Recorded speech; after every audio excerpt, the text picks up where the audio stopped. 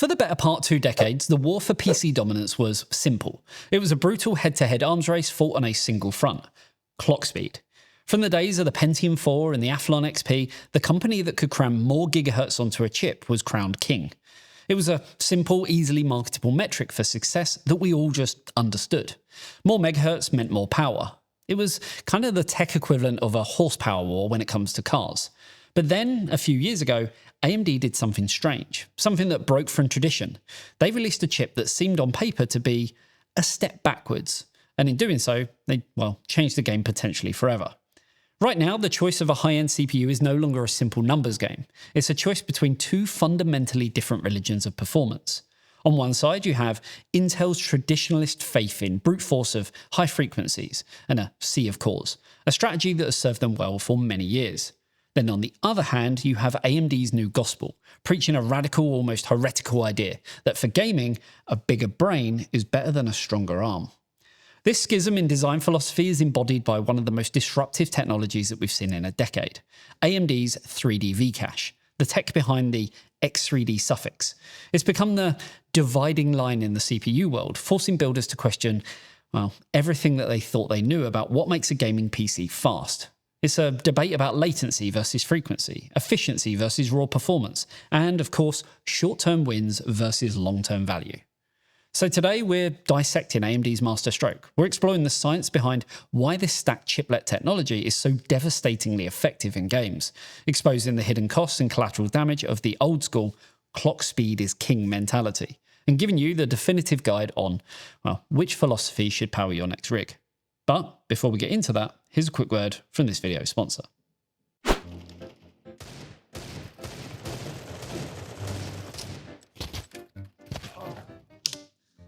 Doc, you gotta help me. I can't land a single shot. 1080p? 30 Hz?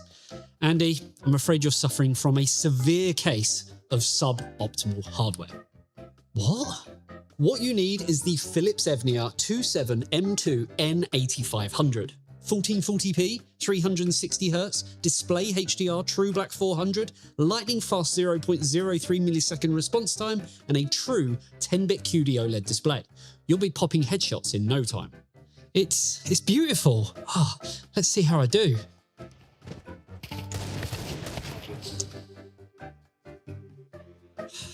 This might be terminal. Next level gaming with Philips Evnia, skill not included. Find out more by clicking the link in the description below. Now, to truly grasp why X3D is such a big deal, we need to talk about the single biggest bottleneck in modern computing: the trip to memory.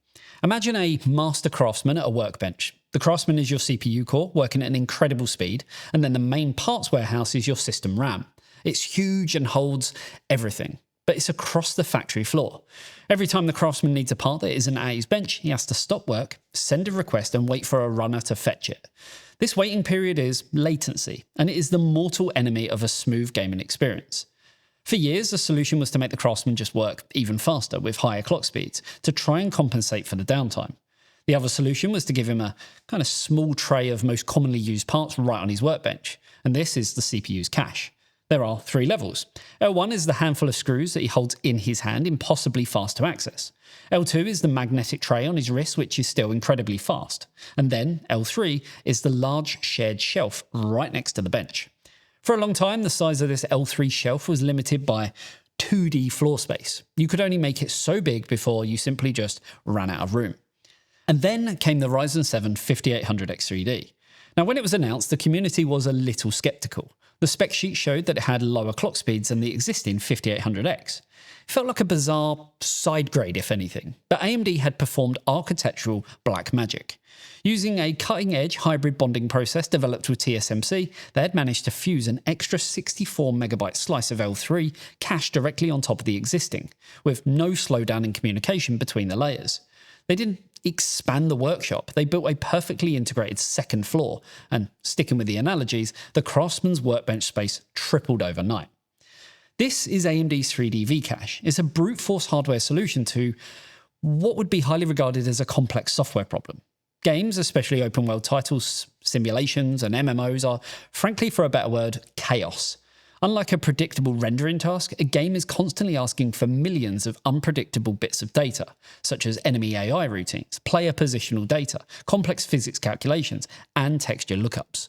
With a normal-sized cache, many of these requests result in a cache miss, forcing that agonizingly long trip to the RAM warehouse and causing a microstutter.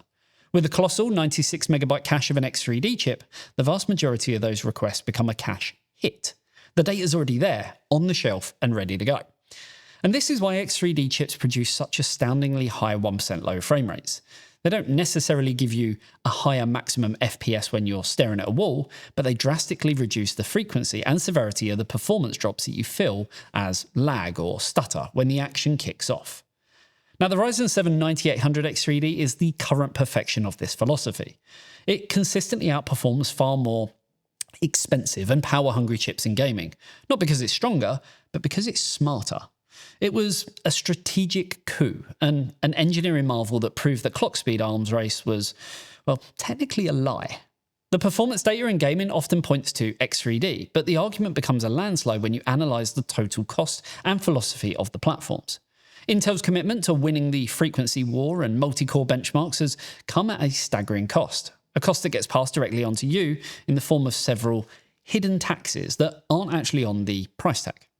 First and most obvious is the cooling tax. To hit those impressive 6 GHz plus speeds, Intel's flagship CPUs have become furnaces.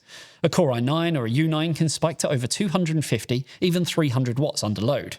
That much thermal energy simply cannot be managed by a traditional air cooler without significant performance loss.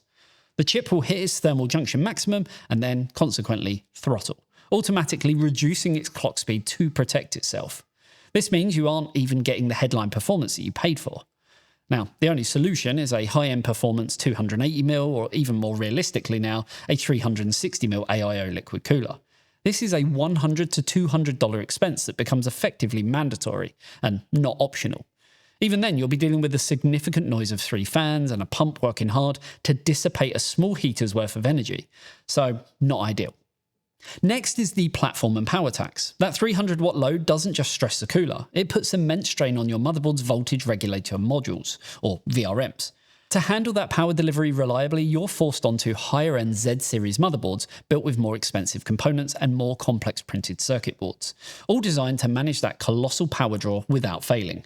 A cheaper board might run the chip, but it will likely overheat the VRMs and again cause throttling, defeating the purpose of just buying a high-end CPU in the first place. This is before we even get to the RAM. Here, the philosophies diverge again, creating a hidden memory tax for the Intel platform. AMD's architecture is famously optimized for a specific sweet spot of memory, DDR5 running at 6000 MHz with CL30 timings. This speed keeps the CPU's memory controller and the RAM itself in a perfect 1-to-1 synchronized ratio, delivering maximum real-world performance. The great news for builders is that this memory is now affordable and widely accessible. Intel, on the other hand, relies on brute memory speed. While their chips work fine with 6000 MHz RAM, to extract the absolute maximum performance and avoid bottlenecking, a top-tier U9, the platform encourages you to buy much faster and much more expensive, 7200 MHz, 8000 MHz, or even faster kits. You're effectively paying a premium on your RAM just to fully unlock the performance of the CPU that, well, you already bought. All of this together, especially in terms of power draw, also means your entire case becomes a bit of a hotbox, raising ambient temperatures and potentially forcing your GPU to run hotter and louder too. You also, well, need a more expensive PSU to handle that load.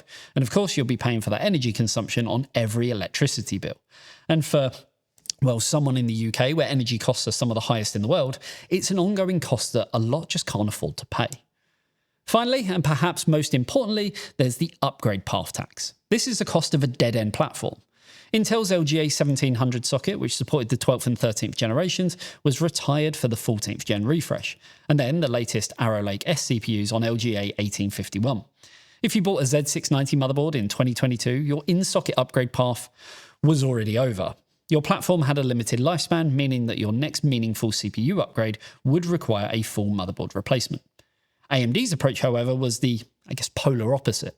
The AM4 socket was a legend, supporting CPUs from 2017 all the way up to 2022, and they pledged a similar, kind of clear long-term commitment to their current AM5 socket, giving you a clear and valuable upgrade path for years to come. This meant that your motherboard that you bought today wasn't a disposable component and instead was a long-term investment. When you add up the mandatory AIO, the more expensive motherboard, the beefier PSU, the higher running costs, and the non-existent upgrade path, Intel's brute force method starts to look less like a performance feature and more like a collection of expensive and inconvenient compromises. So with all that said, is there actually any room to still go with Team Blue?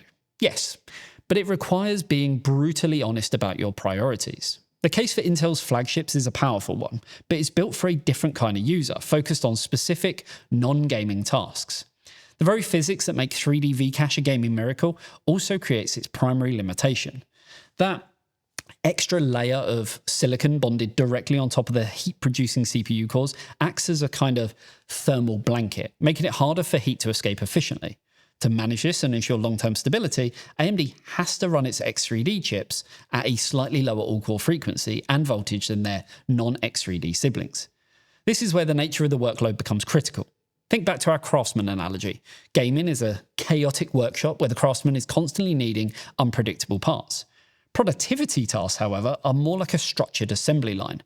A video render or a complex 3D model is a known quantity. The software can break down the job into thousands of predictable sequential tasks and feed them to the CPU in a kind of orderly fashion.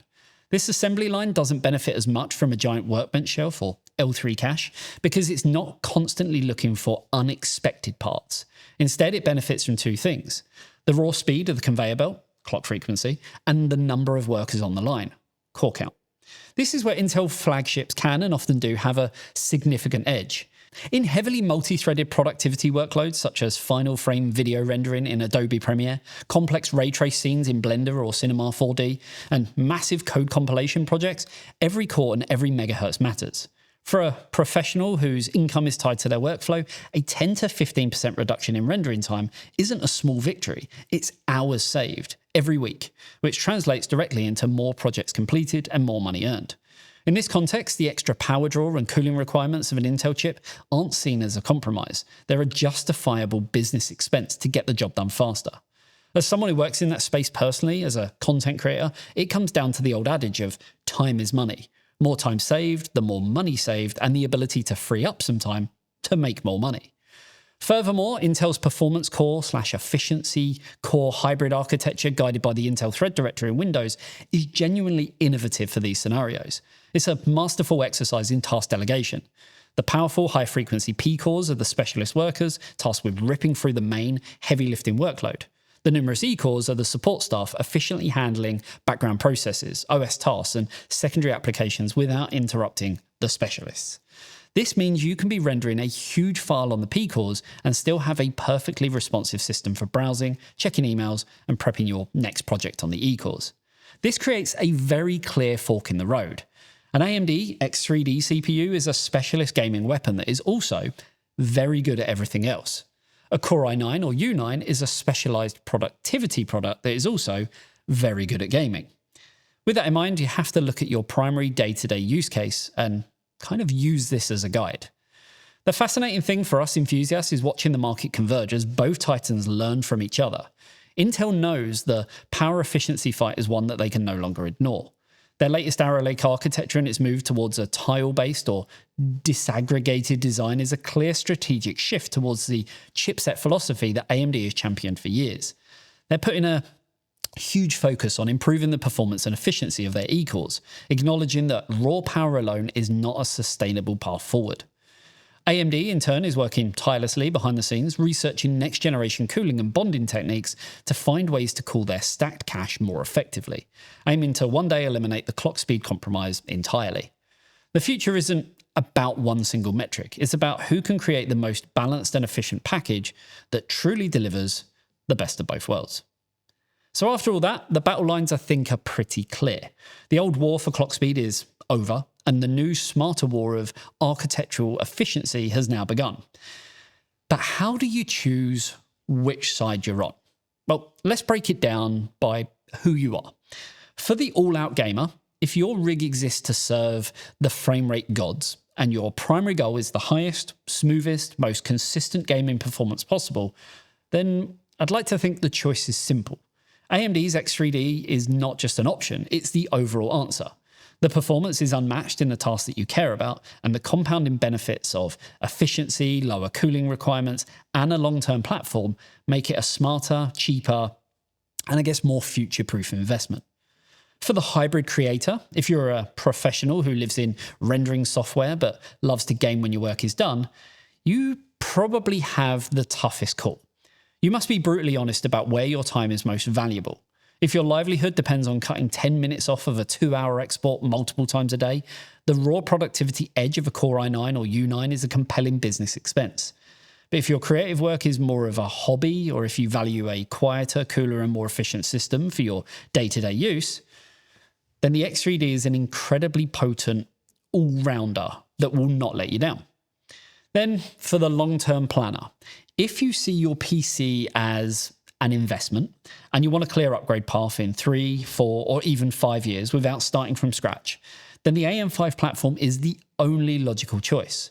The proven history of AM4 and the public commitment to AM5's longevity is a massive strategic advantage.